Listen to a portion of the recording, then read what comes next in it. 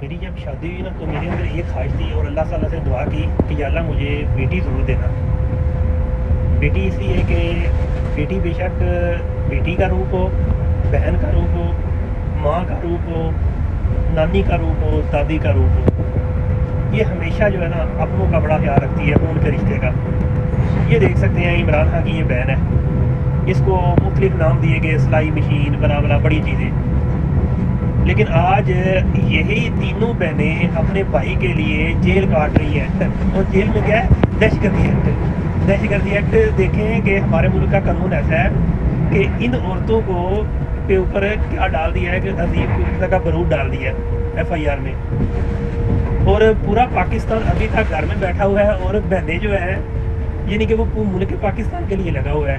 اور بہنیں جناب ہمارے عوام کی جگہ پہ اپنے بھائی کا کیس لڑ رہی ہیں، کیونکہ ہماری عوام سوشل میڈیا پہ بیٹھ کے ٹک ٹاک پہ کمائی کر رہی ہے، عمران خان بڑا اچھا ہے، یہ ہے وہ ہے.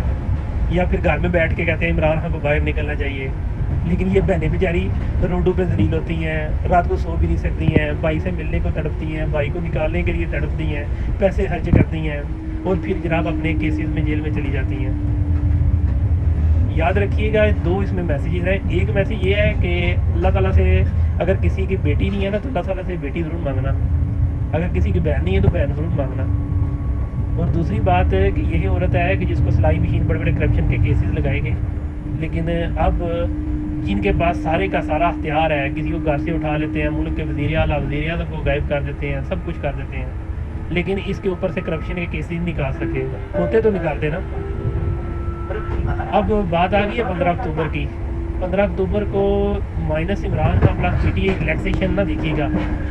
عمران خان کو نکالنا ہمارا مقصد ہے، اس کے لیے ان بہنوں کی طرح روڈوں پہ نکلیں. بہت شکریہ.